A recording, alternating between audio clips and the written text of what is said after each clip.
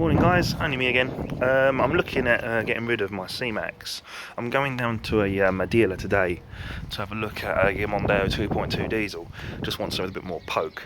So I've been on YouTube and I'm trying to look at some videos of the 2.2 Mondeo, and people call videos like reviews and that, but all they're literally just pictures that they found on Google, which are all pixelated, and they don't explain nothing about the car and don't show you the interior. I really wanted to see the gizmos, the gadgets, the radio, what it looks like when you sit in the driver's seat, what you can see.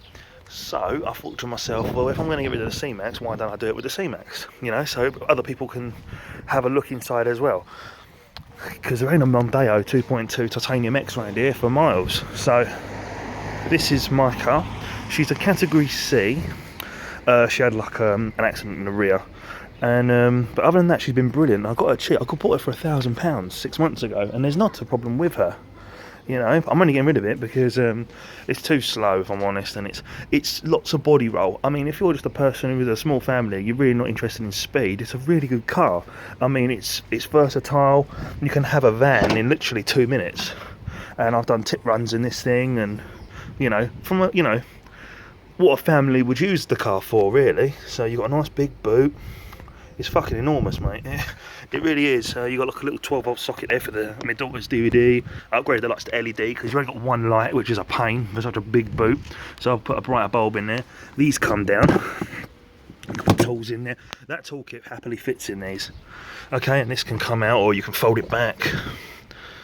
Yeah, it's really good. It's really good. Nice big boot. Now, when I said to you, it can make it's good for a tip run. All these seats, you can either have the rear seats, because they're like this now, right? You can either fold it down like that, so they're flat, or you can have them up against the driver's seat like that, and they've got like a special cable. So this one I've already started to pull for because I can't do it with one hand, but there's like a little switch here, which will then loosen up the rear like this, and then you just pull this. You pull this out of here. All you do is twist it at an angle, and it pulls straight out, and then you can lay it down. Then you can easily get to the boot. Now all the seats do this. Everything's adjustable. The seat belt for the rear middle is there. My daughter's seat's there, but you've got all this room here, which is really good. It's really good. All the seats do this, and plus they do this. So if I just show you, there's like a little mechanism down here. You just squeeze it, and then look, the whole chair's now lifted up. And that's like a little elastic with a hook, which hooks around the metal part of your headrest here, and it holds the seat up. Then you've got all that room. Or you can just move the whole seat out of the car, which is good. And to close it again, just drop it down and it's done. And again, all you do is you just lift that lever, and you can lift up the back bit like this. It's hard to do it one-handed, but it's possible. See? And it clicks in. And you see, winner one, this is the Zetec model. It's not the LX and it's not the Gear. It's a Zetec 1.6. Tax on this is £110 a year, just renewed it. When I paid it monthly, which is what I'm doing, it cost me £9. So yeah, I've just showed you a little bit of the inside. But I'm not a professional car dealer, alright, so you have to bear with me. But yeah, look, you get electric 2 front windows, and you get electric adjusting wind mirrors. Okay, and you've got like a height adjuster here on your seat, which to go up or push down, and it lowers it again.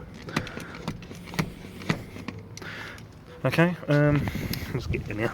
Right, now this is what I was talking about when I was looking at buying this Mondeo, or the Mondeo.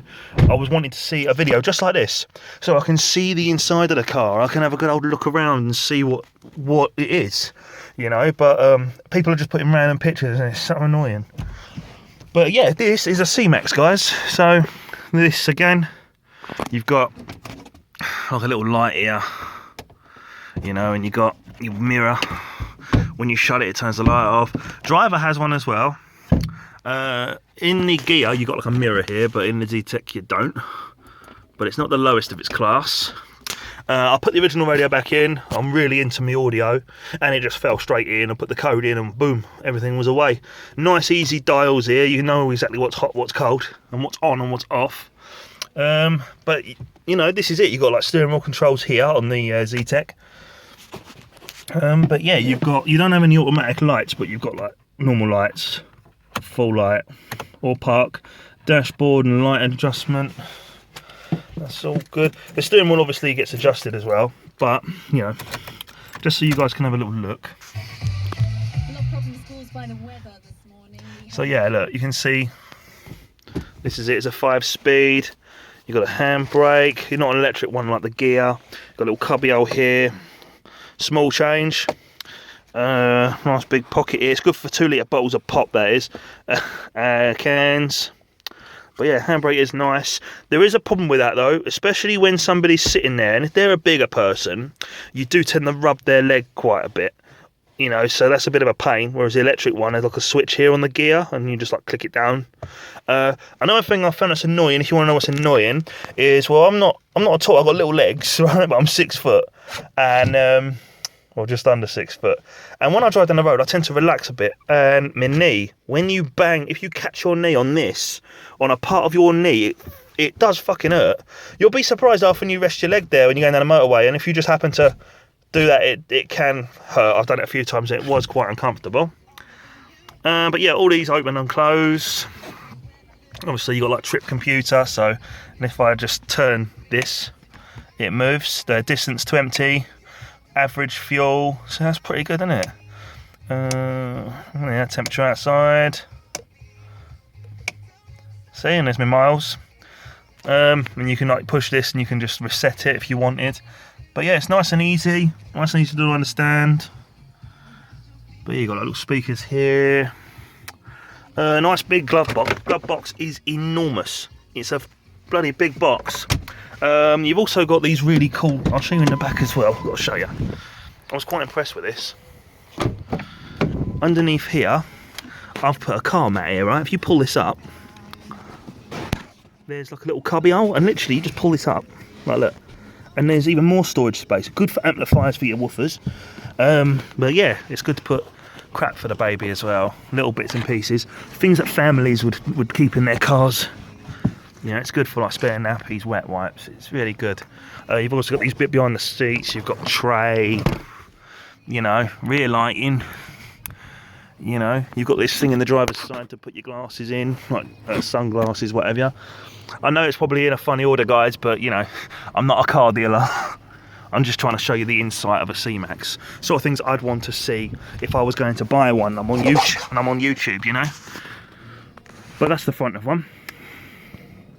I don't know how it differs from the LX, but I originally wanted a gear, but there wasn't one available when I got this, and this only cost me £1,000, and it's got 86,000 miles on it. It's, you know, I couldn't really say no. It's a no-brainer, really. I only drive as an armrest, which is a bit of a pain. It would be nice to have two. But I mean, my seat is all the way back, so there isn't much room. There isn't much, if I'm honest. But yeah, I mean, I'm running out of time now, but I'll just show you. See, keep fit windows, I call them. But yeah, this is obviously baby seat. Show you over here. So you go. This is as if you was a passenger in this car. So if you was the passenger, this nice big dash here. Got loads of leg room. But mind you, this seat isn't all the way back. You know. Another good thing, it's got a pocket on the dashboard, which is quite nice. Put stuff in. The Galaxy has a very similar idea, but they've got two. They've got like another one there, but their dash is a little bit bigger than this one. But yeah, you got airbags here. You got airbags, obviously here, and you got one here, and you got one here. But yeah, I hope this helps you guys to understand. Help maybe answer some of your questions. You know, if it lets you answer some questions, that's a winner, isn't it? You got like heated windshield, heated rear. You know, this, I like to put the bank cards in this, it works a treat. It doesn't go all the way in, it leaves quite about an inch out of your card. But it's good to put there because you don't lose it. I'm a sort of guy that just fucking loses it. But yeah, all this works here, which is good. But yeah, this is it, guys. And hopefully this has helped to answer some of your questions. And, well, yeah. Well, I'll be honest with you, it's a good car, but I did have an ST170 before I bought this because my daughter came along and I had to get rid of it. I felt like I had to. It was just so unpractical, and the tank was, well, I call the buggy the tank, and it was just too big for the boot. But it's a perky little engine. Once you get up the speed, she does pull quite well. Good round town. It's excellent to park, and the turning circle is brilliant on it. You can turn this thing round in an alleyway. It's brilliant. But yeah, well, I hope this has helped you answer some questions. And I've got to go now, so